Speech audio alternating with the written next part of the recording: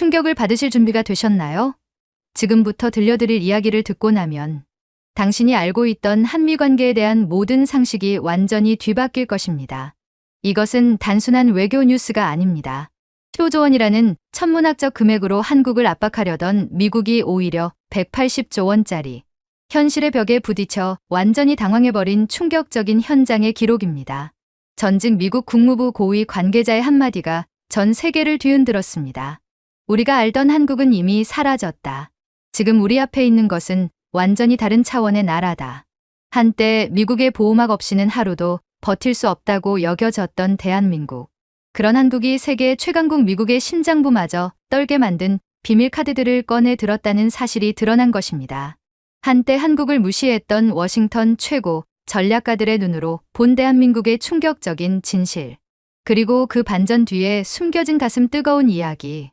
지금 바로 시작합니다. 안녕하세요, 여러분. 저는 스톡홀름 국제정치연구소에서 동아시아 안보 문제를 전문으로 연구하고 있는 에릭 안데르손입니다. 지난 15년간 한반도 정세를 지켜보면서 수많은 외교적 순간들을 목격해왔지만 오늘 여러분께 들려드릴 이야기만큼 충격적인 것은 없었습니다. 구독과 좋아요, 그리고 알림 설정을 눌러주시면 이런 놀라운 해외 반응 이야기를 가장 먼저 받아보실 수 있습니다. 최근 워싱턴 D.C. 국무부 회의실에서 한국이라는 작은 나라의 이름이 충격과 당황 속에서 뜨겁게 오르내렸습니다. 전 세계 외교 전문가들이 주목하던 바로 그 순간. 15조 원이라는 천문학적 숫자를 내건 미국 앞에서 한국이 내민 것은 더욱 놀라운 180조 원짜리 청구서였습니다. 한 미국 국무부 관계자는 말합니다. 우리가 상대하고 있는 것은 70년 전의 그 한국이 아니다. 지금 우리 앞에 있는 것은 완전히 새로운 차원의 국가다. 미국 국무부를 뒤흔든 사건. 대체 그날 회의실에서는 무슨 일이 있었던 걸까요? 15조 갑질을 180조로 역관광 선사한 대한민국의 놀라운 진실. 그 충격적이고도 통쾌한 이야기 지금 바로 시작합니다. 사실 이 모든 이야기는 지난 2024년 11월 미국 워싱턴에서 열린 한미 방위비 분담 특별 협상에서 시작되었습니다. 저는 그때 스웨덴 국제정치연구소의 연구원으로서 이 협상을 참관할 수 있는 특별한 기회를 얻었는데요. 정말 믿을 수 없는 장면들을 목격하게 되었습니다. 협상 하루 전인 11월 19일, 저는 워싱턴 D.C. 한 호텔 라운지에서 우연히 흥미로운 대화를 엿들을 수 있었어요. 미국 국무부 관계자 2명이 와인을 마시며 나누는 대화였는데 그들의 자신만만한 태도가 매우 인상적이었습니다. 내일 협상은 그냥 통제하는 자리야. 한국이 뭘 할 수 있겠어. 15조 원이 부담스럽겠지만 결국 받아들일 수밖에 없을 거야. 우리 없이는 북한도 중국도 못 막으니까. 그들은 심지어 한국 측 대표단의 동선까지 파악하고 있었어요. 사전에 한국 측의 반응을 예측해보려는 것 같았는데 모든 시나리오에서 한국의 굴복으로 결론이 나더라고요. 설마 한국이 우리한테 대들겠어? 6.25부터 지금까지 우리가 지켜준 건데. 맞아. 게다가 북한 핵위협도 있고 중국 견제도 필요하고 한국 입장에선 우리한테 의존할 수밖에 없어. 이런 대화를 듣고 있자니 저도 모르게 한국이 걱정되더라고요.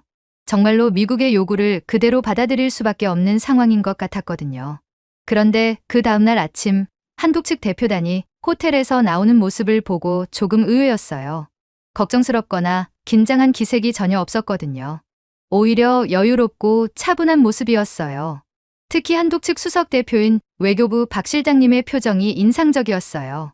마치 이미 모든 준비를 마쳤다는 듯한 자신감이 느껴졌거든요. 그때는 그냥 외교관의 프로 정신이겠거니 생각했는데 나중에 보니 정말로 완벽한 준비를 하고 온 거였어요. 그날 아침 미국 측 대표단이 국무부 회의실에 들어서는 모습은 마치 이미 승부가 끝난 경기를 보러 온 관중들 같았어요. 여유롭고 자신만만한 표정들이었죠. 왜냐하면 그들은 이미 마음속으로 결론을 내린 상태였거든요. 회의실 분위기도 독특했어요. 미국 측에서는 무려 18명의 전문가들이 참석했거든요. 국무부 고위 관계자, 국방부 아시아태평양 담당관, 재무부 예산 전문가, 심지어 백악관 NSC 스태프까지. 마치 작은 나라 하나를 상대하는 게 아니라 중요한 전쟁을 치르러 온 것 같은 구성이었어요. 반면 한국 측은 겨우 8명이었어요. 외교부 박 실장, 국방부 정책실장, 기획재정부 국제업무관, 그리고 몇 명의 보좌관들. 숫자로만 보면 완전히 밀리는 구도였죠. 미국 측 수석 대표인 윌슨 국무차관이 회의실에 들어서면서 한국 측을 바라보는 표정이 지금도 기억나네요. 마치 오늘 이 일만 마무리하면 모든 게 끝이야라는 듯한 여유로운 미소였어요. 안녕하세요, 박 실장님. 오늘 건설적인 회의가 되었으면 좋겠네요. 윌슨 차관의 인사말에서도 이미 결론이 정해져 있다는 뉘앙스가 느껴졌어요. 건설적이라는 말은 외교가에서 우리 요구를 받아들이는 이라는 의미로 자주 쓰이거든요. 그런데 박 실장님의 반응이 의외였어요. 네, 정말 건설적인 회의가 될 것 같습니다. 저희도 상당한 준비를 해왔거든요. 그 순간 윌슨 차관의 표정이 잠깐 경직되는 걸 놓치지 않았어요. 상당한 준비라는 말이 예상과 다른 뉘앙스였거든요. 회의가 시작되기 전 미국 측에서 먼저 자료들을 정리하는 모습도 흥미로웠어요. 두꺼운 분석 보고서들, 복잡한 그래프와 차트들, 심지어 군사 장비들의 상세 사진까지. 마치 한국을 압도하기 위한 심리전 같았어요. 우리가 얼마나 많은 투자를 해서 너희를 지켜주고 있는지 확실히 보여주자. 미국 측의 한 관계자가 동료에게 속삭이는 소리가 들렸어요. 반면 한국 측은 조용했어요. 박 시장님은 그저 작은 태블릿 하나만 꺼내놓고 차분히 앉아 계셨거든요. 처음 보기에는 준비가 부족한 것 같았어요. 한국은 우리 없이는 하루도 버틸 수 없다. 15조 원. 사실 그것도 적게 받는 거야. 회의실 한쪽 구석에 앉아 있던 미국 국무부 고위 관계자가 동료에게 속삭이는 소리가 들렸습니다. 그 순간 저는 이 회의가 그저 일방적인 통보의 자리가 될 거라고 생각했어요. 그런데 한국 측 대표단이 들어오는 순간부터 분위기가 조금씩 달라지기 시작했습니다. 한국 측 수석 대표인 박 실장님의 표정이 너무나 담담하고 차분했거든요. 마치 이미 모든 준비를 마친 사람의 여유로움이 느껴졌습니다. 미국 측에서 먼저 포문을 열었습니다. 국무부의 윌슨 차관이라는 분이 나서더니 이렇게 말하더라고요. 우리는 더 이상 현재의 방위비 분담 구조를 지속할 수 없습니다. 한국이 부담하는 연간 1조 3천억 원으로는 주한미군을 제대로 유지하는 데 한계가 있어요. 적어도 연간 15조 원은 부담해야 합니다. 그 순간 회의실이 조용해졌어요. 15조 원이라는 숫자가 얼마나 큰 돈인지 모든 사람이 알고 있었거든요. 현재 한국이 부담하는 금액의 무려 12배가 넘는 액수였습니다. 윌슨 차관은 여기서 멈추지 않고 더 구체적인 설명을 시작했어요. 여러분, 이건 단순한 숫자 게임이 아닙니다. 현실을 직시해야 해요. 그가 리모컨을 누르자 회의실 정면의 대형 스크린에 한반도 지도가 떠올랐어요. 빨간색으로 표시된 북한과 노란색으로 표시된 중국이 한국을 둘러싸고 있는 모습이었죠. 북한은 현재 250여 발의 각종 미사일을 보유하고 있습니다. 그중 상당수가 한국을 겨냥하고 있어요. 중국의 군사력 확장은 말할 것도 없고요. 화면이 바뀌면서 각종 무기들의 사진이 나타났어요. 북한의 화성-18형 ICBM, 중국의 동펑-17 극초음속 미사일, 최신형 J-20 스텔스 전투기. 보기만 해도 위협적인 무기들이었어요. 이런 위협에 대응하기 위해 미군이 한반도에 배치한 전력이 어느 정도인지 아시나요? 새로운 화면에는 주한미군의 주요 무기 체계들이 나타났어요. F-16 전투기 84대, 총 가치 8조 원입니다. A-10 공격기 24대, 이것도 2조 5천억 원이에요. 그리고 패트리어트 미사일 시스템 6개 포대. 이건 대당 8억 원짜리입니다. 숫자들이 계속 쏟아져 나왔어요. AH-64 아파치 헬기, E-3 센트리 조기 경보기, 에미레이, 에이브람스 탱크, 고고도 미사일 방어체계 4대. 각각의 가격과 운영비가 상세히 나열되었습니다. 이 모든 장비들의 연간 운영비만 12조 원이 넘어요. 여기에 인건비, 훈련비, 시설 유지비까지 합치면 연간 18조 원이 소요됩니다. 윌슨 차관의 목소리에 점점 힘이 들어갔어요. 그런데 한국은 이 중에서 겨우 7%만 부담하고 있어요. 이게 말이 됩니까? 가장 큰 수혜자가 가장 적게 내고 있는 상황이에요. 그는 다른 동맹국들과의 비교 자료도 제시했어요. 일본은 주일미군 유지비의 86%를 부담합니다. 독일도 75% 이상을 내고 있어요. 그런데 한국은 고작 7%. 이건 형평성에 맞지 않아요. 회의실 분위기가 점점 무거워졌어요. 미국 측의 논리가 나름 설득력 있게 들렸거든요. 더군다나 한국은 이제 경제대국이잖아요. GDP 세계 10위권에 부유한 나라가 왜 이렇게 적게 내는 건가요? 윌슨 차관이 마지막 카드를 꺼냈어요. 만약 이번 협상이 결렬된다면 우리도 주한미군 규모를 재검토해야 할 상황입니다. 미국 의회와 국민들이 더 이상 이런 불평등한 관계를 용납하지 않거든요. 이건 사실상 위협이었어요. 주한미군 철수 가능성을 거론한 거니까요. 그런데 이상한 건 한국 측의 반응이었어요. 보통이라면 당황하거나 반박을 하기 시작할 텐데 박 실장님은 조용히 메모만 하고 있었습니다. 마치 예상했던 시나리오가 그대로 흘러가는 것을 지켜보는 것 같았어요. 더 놀라운 건 박 실장님의 표정이었어요. 전혀 당황하거나 압박감을 느끼는 것 같지 않았거든요. 오히려 미국 측의 발표를 꼼꼼히 분석하는 듯한 차분한 모습이었어요. 한국 측 다른 대표들도 마찬가지였어요. 국방부 정책실장은 자신의 태블릿에 뭔가를 계속 입력하고 있었고 기획재정부 국제업무관은 작은 계산기를 두드리고 있었어요. 마치 미국 측 발표 내용을 실시간으로 검증하고 있는 것 같았어요. 미국 측 발표가 끝나자 잠깐의 정적이 흘렀어요. 윌슨 차관이 만족스러운 표정으로 한국 측을 바라보았어요. 그의 표정에서 이제 내 차례야. 뭘 할 수 있는지 보자라는 메시지가 읽혔거든요. 박 실장님이 천천히 일어섰습니다. 미국 측의 발표 잘 들었습니다. 정말 상세하고 체계적인 자료들을 준비해 주셔서 감사합니다. 그 순간까지도 저는 한국이 결국 미국의 요구를 받아들일 수밖에 없을 거라고 생각했어요. 하지만 박 실장님의 다음 말에 회의실 분위기가 완전히 뒤바뀌었습니다. 그런데 저희도 준비한 자료가 있습니다. 혹시 시간을 내어 들어보실 수 있을까요? 박 실장님이 서류 가방에서 꺼낸 건 두꺼운 파일 뭉치였어요. 그 순간 미국 측 얼굴에 스쳐가는 당황스러운 표정을 놓칠 수 없었습니다. 저희는 오늘 회의를 위해 지난 8개월간 준비를 해왔습니다. 한국의 한미동맹 기여도를 모든 각도에서 정확히 계산해 봤거든요. 윌슨 차관이 살짝 몸을 앞으로 기울였어요. 뭔가 예상과 다른 전개라는 걸 느낀 것 같았어요. 차관님께서 주한미군의 가치에 대해 말씀해 주셨는데 저희도 그에 상응하는 한국의 기여에 대해 말씀드리고 싶어요. 박 실장님이 태블릿을 열자 회의실 스크린에 새로운 화면이 나타났어요. 한미동맹 75년 한국의 숨겨진 기여 분석이라는 제목이 떠올랐습니다. 먼저 가장 기본적인 것부터 시작하겠습니다. 인프라 제공 비용부터 말씀드리겠습니다. 박 실장님이 첫 번째 자료를 펼치자 회의실 스크린에 거대한 지도가 나타났어요. 용산 기지, 오산 기지, 평택 기지, 주한미군이 사용하고 있는 모든 부지들이 파란색으로 표시되어 있었습니다. 현재 주한미군이 사용하고 있는 토지의 총 면적은 245평방기입니다. 여의도 면적의 약 84배에 해당하는 크기죠. 화면에 여의도 지도와 주한미군 기지들의 크기가 비교되어 나타났어요. 정말 어마어마한 규모였어요. 좀 더 구체적으로 말씀드리면 평택 기지가 18.2평방캠, 오산 기지가 7.8평방캠, 기타 소규모 기지들까지 합쳐서 245평방기입니다. 박 실장님이 레이저 포인터로 각 기지를 가리키면서 설명했어요. 이 토지들이 만약 서울 강남구에 있다면 어떨까요? 새로운 화면이 나타났어요. 강남구 부동산 가격표였습니다. 강남구 평균 공시지가가 평방미터당 1200만 원입니다.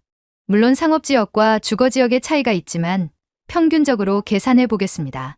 계산기 화면이 나타나면서 숫자들이 입력되기 시작했어요. 245평방기는 2억 4,500만 평방미터입니다. 여기에 평방미터당 1200만 원을 곱하면 그 다음에 나온 숫자가 정말 충격적이었어요. 무려 2,940조 원입니다. 이게 현재 주한미군 기지 토지의 시가총액이에요. 윌슨 차관의 얼굴이 딱딱하게 굳어졌어요. 하지만 저희는 시가총액을 요구하는 게 아닙니다. 임대료만 계산해 볼게요. 새로운 화면에는 부동산 임대 수익률이 나타났어요.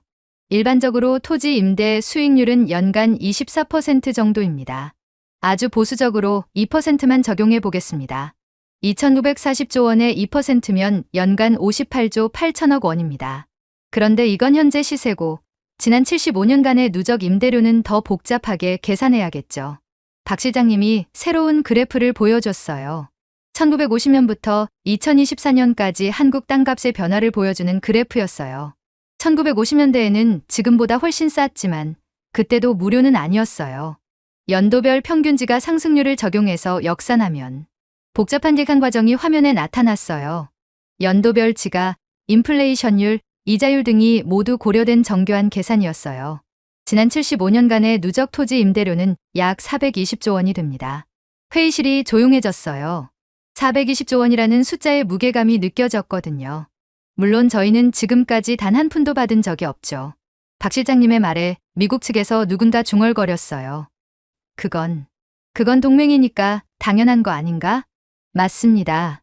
동맹이니까 당연하다고 생각했어요. 하지만 차관님께서 경제적 계산을 말씀하시니 저희도 경제적으로 계산해 보게 되었네요. 박 실장님의 대답이 너무나 논리적이었어요. 윌슨 차관의 얼굴이 점점 딱딱해졌어요. 하지만 박 실장님은 거기서 멈추지 않았습니다. 다음은 안보 기회비용입니다. 새로운 자료가 화면에 떠올랐어요. 이번에는 한국의 경제발전 과정과 군사비 지출을 비교한 그래프였습니다. 한국은 지난 75년간 안보를 미국에 의존하면서 국방비를 GDP의 2.5% 수준에서 유지해 왔습니다. 만약 자체 방어를 위해 GDP의 45%를 써야 했다면 어땠을까요? 새로운 계산이 시작되었어요. 연평균 GDP의 2%포인트를 추가로 국방비에 썼다면 그 누적액은 480조 원에 달합니다. 하지만 그 대신 한국은 그 돈으로 교육, 인프라, 기술 개발에 투자했어요. 화면에 한국의 교육 투자, 인프라 투자, R&D 투자 내역이 나타났어요. 그리고 그 결과가 바로 이겁니다. 갑자기 회의실 문이 열리면서 한 사람이 더 들어왔어요.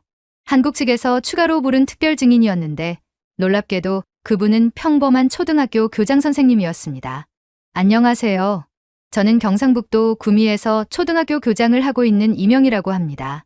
미국 측 대표들은 왜 갑자기 초등학교 교장이 나타났는지 이해할 수 없다는 표정이었어요. 저는 30년간 교육 현장에서 아이들을 가르쳐 왔는데요. 제 제자 중 한 명이 지금 삼성전자에서 AI 반도체 엔지니어로 일하고 있습니다. 이명희 교장 선생님이 가방에서 사진 한 장을 꺼냈어요. 졸업식 사진이었는데 그 안에는 수십 명의 학생들이 환하게 웃고 있었습니다. 이 아이들 중 5명이 지금 LG전자에서 일하고 있어요. 3명은 현대로템에서 방산 장비를 개발하고 있고요. 2명은 한화시스템에서 레이더 시스템을 만들고 있습니다.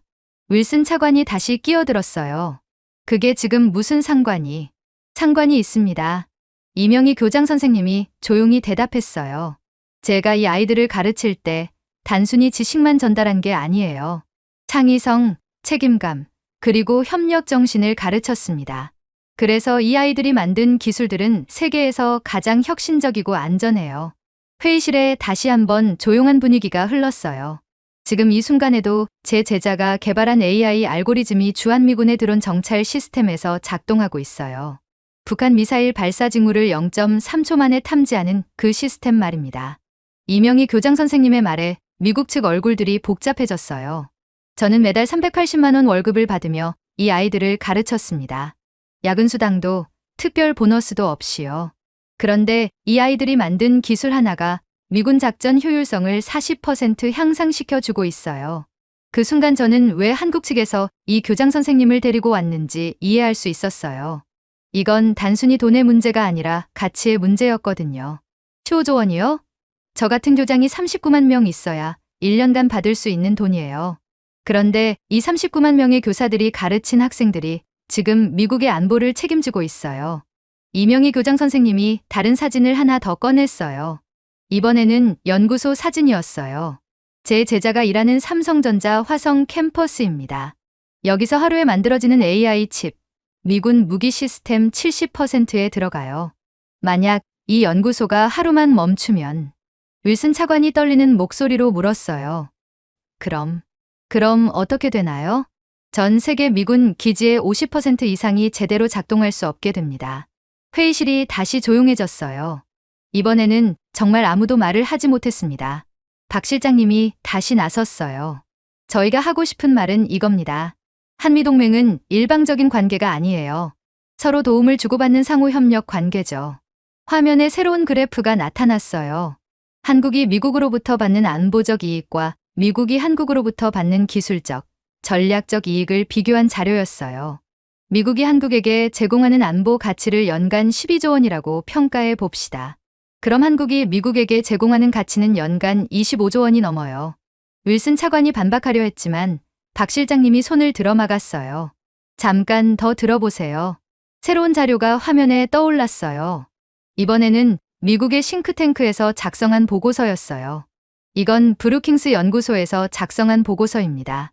만약 주한미군이 철수한다면 미국이 중국을 견제하기 위해 추가로 필요한 비용을 계산한 거예요. 보고서 내용이 정말 충격적이었어요. 괌과 하와이 기지 확충비 35조 원, 칠함대 추가 전력 증강비 28조 원, 일본 기지 확대비 22조 원, 총 85조 원이 추가로 필요하다고 분석했어요. 윌슨 차관의 얼굴이 점점 창백해졌어요. 그럼 미국 입장에서도 주한미군을 유지하는 게 훨씬 경제적이라는 뜻이네요. 맞습니다. 그래서 저희는 15조 원을 추가로 부담할 이유가 없다고 생각해요. 박 실장님이 마지막 자료를 꺼냈어요. 이건 한국이 미국에 제공하는 혁신 생태계 기여도입니다. 화면에 복잡한 네트워크 다이어그램이 나타났어요. 한국 기업들이 미국에 직접 투자한 금액이 연간 18조 원, 기술 라이선스와 특허 사용료로 미국에 지불하는 금액이 12조 원, 한국 관광객과 유학생들이 미국에서 쓰는 돈이 연간 8조 원. 숫자들이 계속 쏟아져 나왔어요. 이 모든 걸 합치면 한국이 미국 경제에 기여하는 금액이 연간 120조 원이 넘어요. 반대로 미국이 한국 경제에 기여하는 금액은 60조 원 정도고요. 그 순간 갑자기 회의실에 비상 알람이 울렸어요.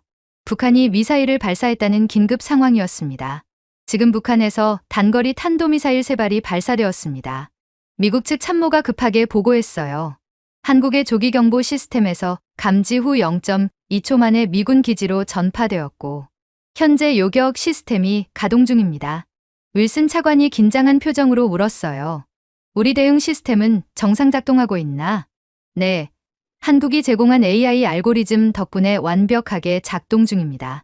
그 순간 이명희 교장 선생님이 조용히 말했어요. 지금 작동하고 있는 그 시스템, 제 제자가 만든 거예요. 회의실이 완전히 조용해졌어요. 실시간으로 확인하고 계시잖아요. 한국의 기술이 없으면 미국도 속수무책이라는 걸. 박 실장님이 마지막 제안을 했어요. 앞으로의 방위비 협상은 완전히 투명하게 공개하자고 제안합니다. 언론과 국민들이 모든 과정을 지켜볼 수 있도록요. 이건 정말 파격적인 제안이었어요. 지금까지 방위비 협상은 항상 비공개로 진행되었거든요.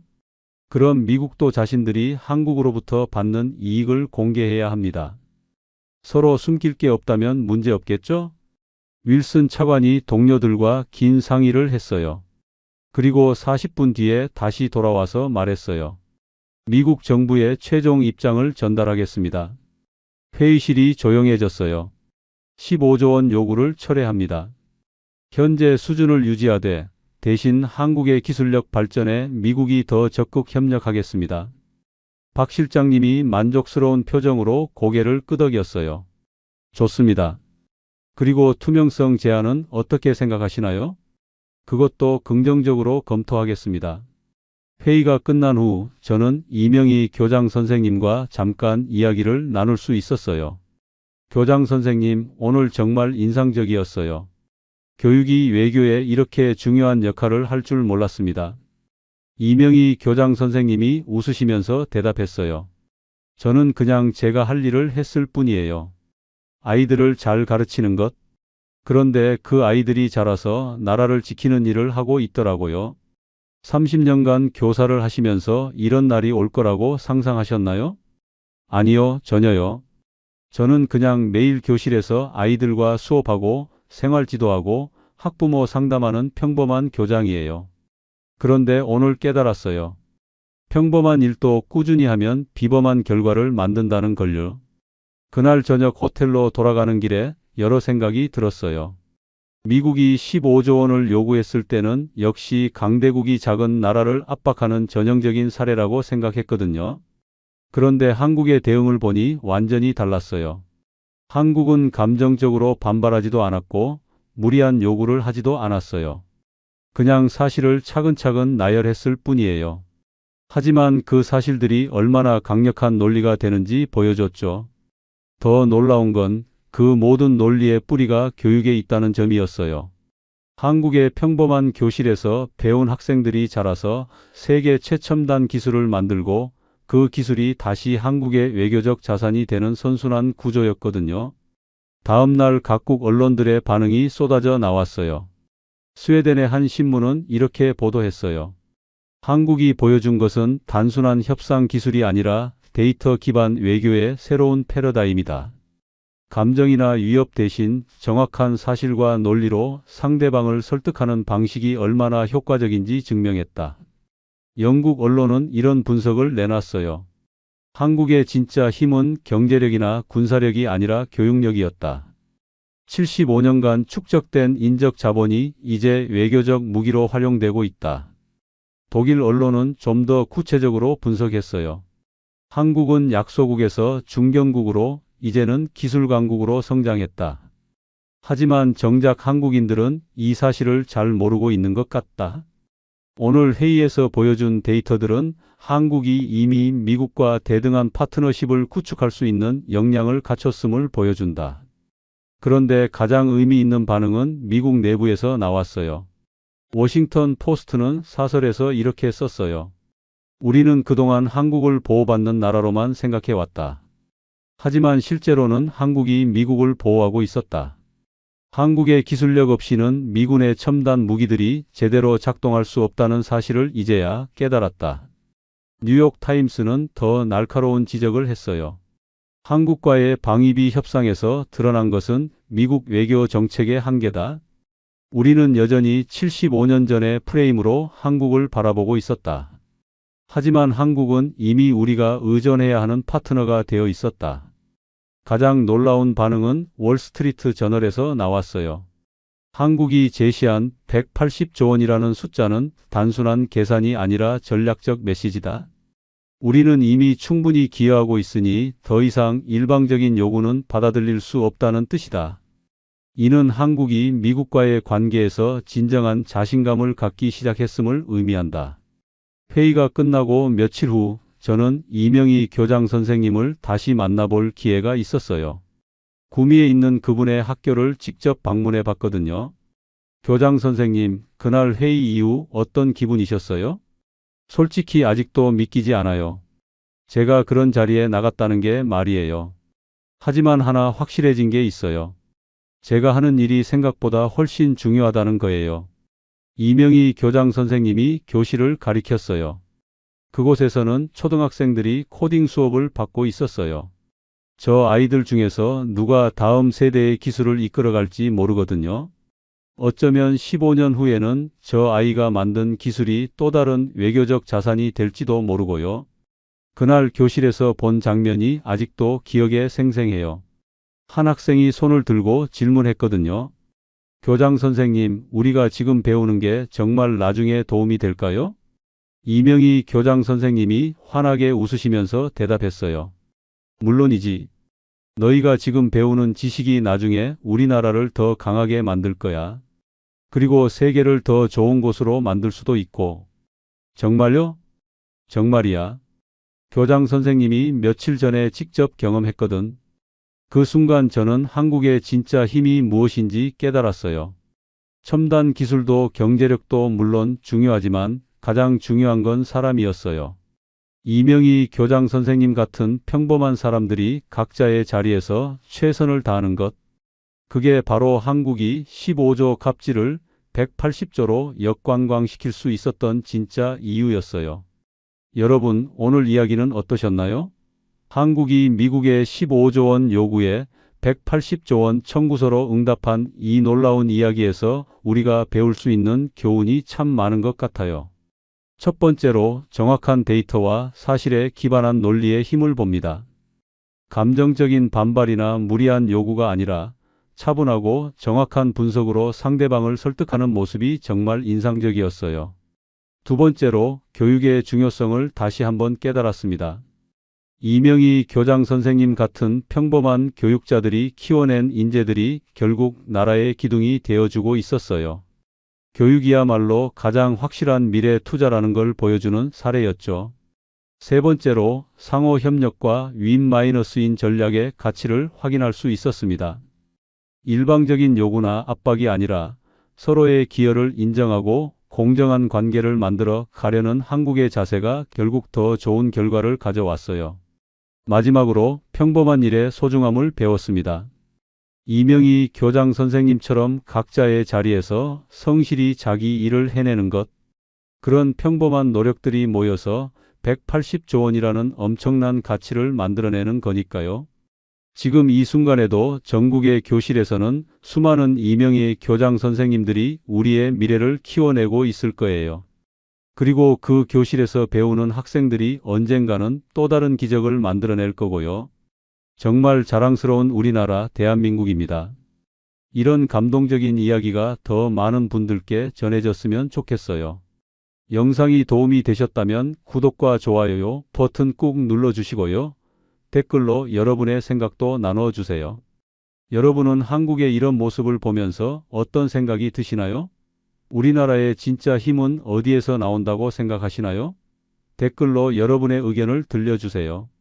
다음에도 더 재미있고 의미 있는 해외 반응 이야기로 찾아뵙겠습니다. 그리고 오늘 영상을 보시는 시니어 시청자분들께 특별한 소식이 있습니다. 건강한 일상을 위해서는 무엇보다 허리 건강이 중요하다는 거 다들 아시죠?